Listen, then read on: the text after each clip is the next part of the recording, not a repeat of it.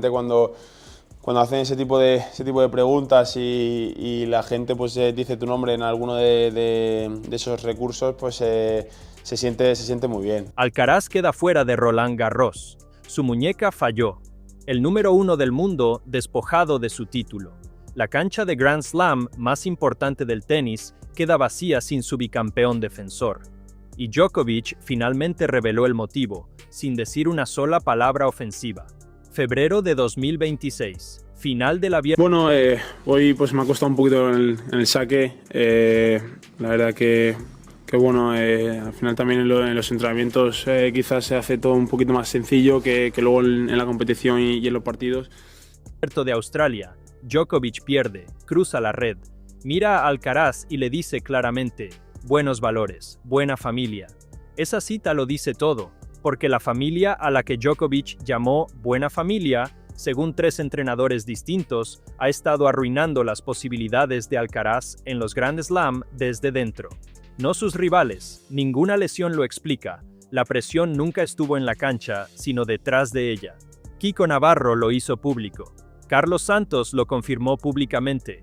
Ferrero lo vivió en carne propia, preguntándole directamente a Alcaraz, ¿sabes siquiera qué condiciones contractuales me ofrece tu propia gente? Alcaraz respondió que sí. Ferrero se marchó. La familia se quedó. Suscríbete ahora. El análisis completo próximamente. El que maneja los hilos no es quien toma las decisiones. Esta frase no es nueva. No es un rumor. Varias personas con experiencia directa y personal dentro del círculo de Alcaraz han dicho versiones similares, en declaraciones oficiales a medios de comunicación fiables, sin que se les preguntara 2 veces. Empecemos con Carlos Santos. Fue el primer entrenador profesional que tuvo Alcaraz. Vio al chico evolucionar desde un niño de 6 años que empuñaba una raqueta en la academia de su padre en el Palmar, hasta convertirse en un adolescente con el talento suficiente para llamar la atención de Juan Carlos Ferrero. Santos ocupó ese puesto durante 8 años. Conoce el funcionamiento de la familia Alcaraz mejor que casi nadie. Cuando Ferrero fue destituido en diciembre de 2025, Santos no se anduvo con rodeos. Fue directo al grano. Es el padre de Carlos quien mueve los hilos, declaró a Eurosport España. Carlitos no tiene nada que ver. Habría continuado mientras Juan Carlos quisiera. Me pasó lo mismo. Yo quería ciertas condiciones, pero su padre no lo veía así. Léanlo con atención. Santos no describe un solo incidente, sino un patrón estructural que lo afectó primero a él y, 7 años después, a Ferrero. 2 entrenadores, el mismo mecanismo, la misma salida. El padre negoció, el padre puso límites. El jugador se mantuvo leal y vio cómo ambas relaciones se desmoronaban a su alrededor. Ahora, sumemos a Kiko Navarro. Navarro fue el entrenador de Alcaraz en su infancia antes que Santos, uno de los primeros en reconocer el potencial del chico murciano. Tras el anuncio de la ruptura con Ferrero, Navarro habló con la prensa y dijo algo que debería haber generado mucha más indignación. Afirmó que no creía que Alcaraz hubiera tomado la decisión por sí mismo. Fue más por el entorno que por el jugador. Carlitos es muy protector con sus entrenadores. 2 entrenadores de 2 épocas diferentes de la carrera de Alcaraz, llegando independientemente a la misma conclusión.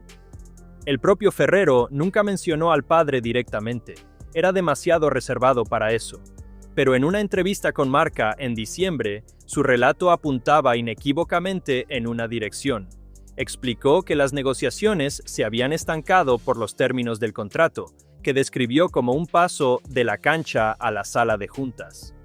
Le entregaron un contrato un sábado de diciembre de 2025 y le dieron hasta el lunes para responder. 48 horas para decidir si aceptaba o abandonaba la colaboración más exitosa de su carrera como entrenador. Dijo que los términos económicos no eran el problema principal. Lo que no pudo resolver fue otra cosa, una divergencia de visión que describió como cláusulas no deportivas. Le dijo a Marca, el entorno de Carlos vela por lo que es mejor para él y yo por lo que es mejor para mí. Quizás se podría haber resuelto si nos hubiéramos sentado a hablar, pero no lo hicimos. Ese detalle, que no nos sentamos a hablar, es el que más duele.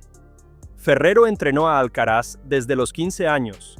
rechazó a otros jugadores de élite para entrenar a un adolescente español desconocido porque creía en él. Ganaron 6 Grand Slams juntos. Ferrero fue nombrado entrenador ATP del año 2 veces durante esa colaboración. Al final, tras la temporada más exitosa de su colaboración en 2025, 8 títulos, 2 Grand Slams, número 1 del mundo al final del año. La despedida se produjo a través de intermediarios. Ferrero no habló directamente con Alcaraz tras la ruptura. Solo le preguntó al jugador de antemano si estaba al tanto de los términos que se le habían propuesto. Alcaraz respondió que sí. Después, Ferrero se puso en contacto con las personas con las que necesitaba hablar. El jugador fue informado, pero no fue quien tomó la decisión. Ferrero se sinceró más en una entrevista para el podcast El Cafelito en marzo de 2026. Dijo que ver jugar a Alcaraz ahora le produce una mezcla de orgullo y algo más profundo.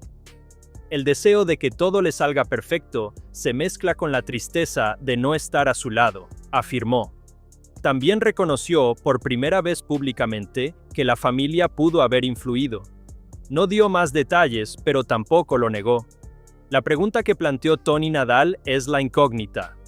Sentarse cómodamente en medio de todo esto. El tío de Rafa Nadal, el hombre que forjó una de las carreras más brillantes en la historia del tenis, declaró a la revista Clay que le resultaba imposible creer que el despido de Ferrero se hubiera producido sin el conocimiento y consentimiento de Alcaraz. Entiendo que nada se hace sin la aprobación de Carlos, afirmó. No lo planteó como una absolución del padre, sino como un recordatorio de que, a sus 22 años, Alcaraz no es un niño manipulado contra su voluntad. Es el tenista en activo mejor pagado del mundo, según Forbes. Tiene 7 títulos de Grand Slam. Se sentó frente a los representantes de Ferrero y afirmó que sí, que estaba al tanto de los términos del contrato. Este planteamiento es importante porque la narrativa que presenta al padre como el único villano es demasiado simplista. La verdad más compleja es que los límites dentro de esta operación familiar nunca se han definido formalmente, y esa ambigüedad ya se ha cobrado la vida de 2 entrenadores. El padre, Carlos Alcaraz González, construyó la academia original en El Palmar, donde el joven Carlos empuñó una raqueta por primera vez. Él mismo fue tenista profesional antes de que las dificultades económicas lo detuvieran, llegando a alcanzar el puesto 963 del ranking mundial en 1990. Conoce el deporte a la perfección. Ha estado presente en la cancha en prácticamente todos los momentos importantes de la carrera de su hijo, y en cierto punto, entre el primer Grand Slam y el séptimo, la implicación del padre en el aspecto empresarial de su carrera se extendió más allá de lo que cualquier entrenador contratado para maximizar el rendimiento en la cancha podría manejar cómodamente. El punto de inflexión se había estado gestando durante años antes de la ruptura del contrato de 2025. Fuentes cercanas al entorno de Alcaraz informaron a Clay que Ferrero y el padre tuvieron una fuerte discusión ya en febrero de 2023. El detonante fue la decisión de Ferrero de no participar en la gira sudamericana de Tierra Batida y delegar la responsabilidad en el veterano entrenador Antonio Martínez Cascales. Ferrero tomó esta decisión sin consultar a la familia. El padre se mostró disgustado. La discusión dejó una herida que nunca sanó del todo. Luego surgió la cuestión de las instalaciones de entrenamiento. Alcaraz conducía 1 hora desde El Palmar para entrenar en la Academia Equelite de Ferrero en Villena. Su padre comenzó a desarrollar la Academia Carlos Alcaraz en El Palmar, utilizando el nombre, la reputación y el creciente perfil comercial de su hijo para construir algo que, con el tiempo, competiría directamente con las instalaciones de Ferrero por prestigio y atención. Ferrero declaró públicamente que nunca consideró a las 2 academias como rivales. Sin embargo, la información publicada cuenta una historia diferente. Según el diario español La Verdad, el padre quería que Alcaraz estableciera su entrenamiento en Murcia de forma permanente, lo que habría implicado pedirle a Ferrero que abandonara su propia academia y se trasladara.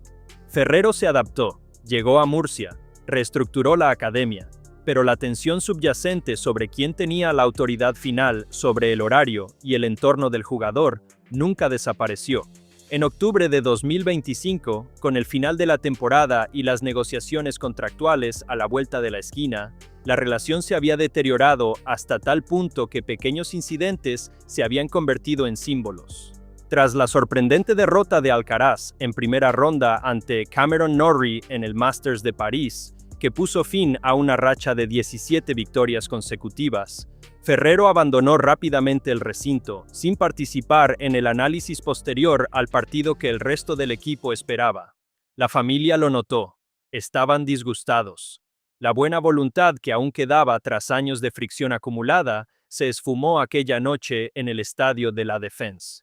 6 semanas después, Ferrero se marchó. El ex número 1 del mundo, Yevgeny Kafelnikov, fue directo sobre lo que todo esto significa. Declaró a Clay que el mayor error en la carrera de cualquier jugador de élite es cuando los padres interfieren en el proceso de entrenamiento. Personalmente, no querría tratar con los padres, dijo, refiriéndose a la posibilidad de entrenar a Alcaraz en el futuro.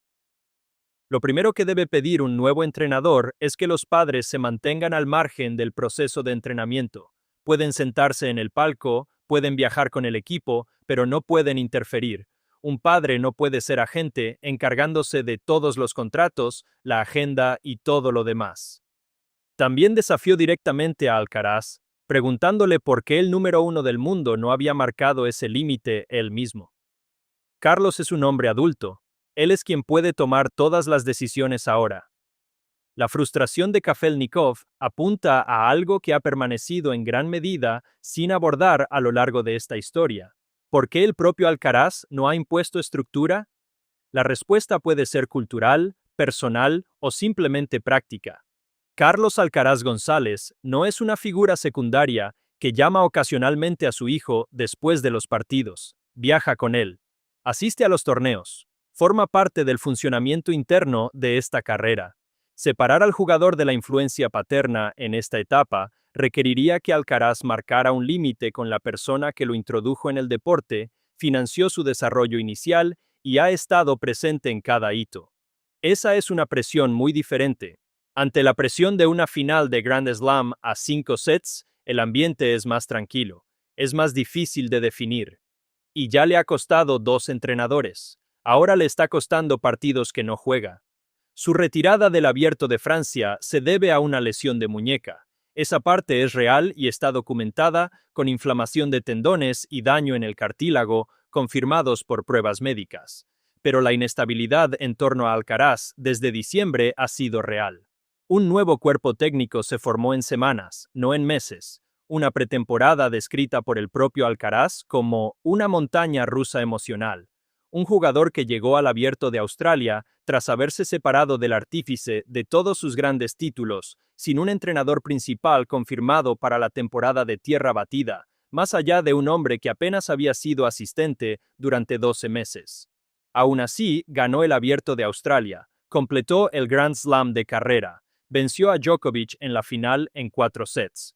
Pero la temporada de tierra batida se ha derrumbado. Sinner ha recuperado el número 1 del ranking. Alcaraz se encuentra en algún lugar de España con una muñequera, viendo cómo Roland Garros, el torneo que ha ganado 2 veces, el torneo donde protagonizó posiblemente la mejor final de Grand Slam de esta generación, se desarrolla sin él. Cada punto que Sinner gana en París amplía la diferencia en el ranking. Cada día que Alcaraz pasa recuperándose, reduce el margen de tiempo antes de Wimbledon. Una lesión de muñeca que apareció por primera vez durante un partido de primera ronda del Abierto de Barcelona el 14 de abril le ha costado 5 torneos consecutivos, incluyendo 3 de los eventos de tierra batida más importantes del calendario. La lesión en sí no se debe a problemas familiares. Los cuerpos se resienten en el deporte profesional, pero la vulnerabilidad general, la falta de una estructura de entrenamiento a largo plazo, la inestabilidad de la pretemporada, la turbulencia emocional que Alcaraz admitió públicamente, crea un entorno donde las dificultades se acumulan con mayor facilidad. Ferrero era conocido por su rigor en la gestión de la carga de trabajo y los estándares profesionales. Varias fuentes mencionaron su insistencia en el compromiso y la concentración, específicamente su frustración con las actividades comerciales.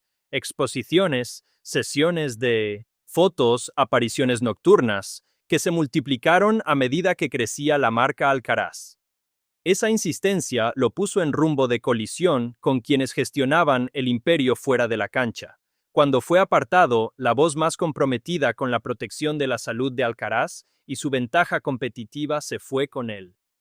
Lo que Djokovic dijo en la ceremonia de entrega del trofeo del Abierto de Australia no estaba equivocado. La familia Alcaraz tiene buenos valores. El amor de la familia por Carlos es evidente y genuino. El padre construyó una academia desde cero y dedicó su vida a formar a un hijo que se convirtió en el mejor tenista joven de la historia. Nada de eso está en discusión. Lo que sí está en discusión es si el amor genuino es suficiente preparación para gestionar la carrera de un 7 veces campeón de Grand Slam con una década de competición de élite aún por delante. Amor y estrategia son cosas distintas. La lealtad y el juicio profesional se rigen por reglas diferentes. Dentro del entorno de Alcaraz, esos dos grupos de intereses han estado enfrentados durante años, y los entrenadores han sido quienes han pagado las consecuencias, mientras que el padre permanece impune. Alcaraz regresará. La lesión de muñeca tiene un plazo de recuperación. Wimbledon aún está por llegar.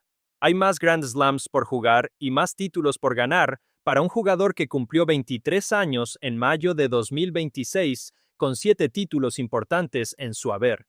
Pero el patrón aquí documentado no se resuelve solo con talento. El talento es lo que lleva a un jugador a la cancha. Lo que sucede en la sala antes del partido, quién tiene autoridad, quién firma los contratos, quién decide cuándo el entrenador dispone de 48 horas y cuándo puede conversar, determina la sostenibilidad de ese talento a lo largo de su carrera. 3 entrenadores han encontrado la respuesta a esa pregunta. 2 de ellos lo dijeron abiertamente. El tercero fue demasiado comedido para dar nombres, pero dijo lo suficiente como para que cualquiera que prestara atención entendiera exactamente lo que sucedió. Djokovic ofreció la explicación más amable posible y se marchó como el perdedor. La única incógnita que queda es si Alcaraz logrará finalmente lo que ninguno de sus entrenadores pudo hacer desde fuera: establecer los límites que protejan no solo sus posibilidades de ganar un Grand Slam esta temporada, sino también la trayectoria histórica que es capaz de construir. Si este canal te aportó algo que la cobertura tradicional pasó por alto, suscríbete ahora y activa las notificaciones. Cada semana este canal llega donde otros no llegan, porque las verdaderas historias del tenis nunca son las que aparecen en el marcador.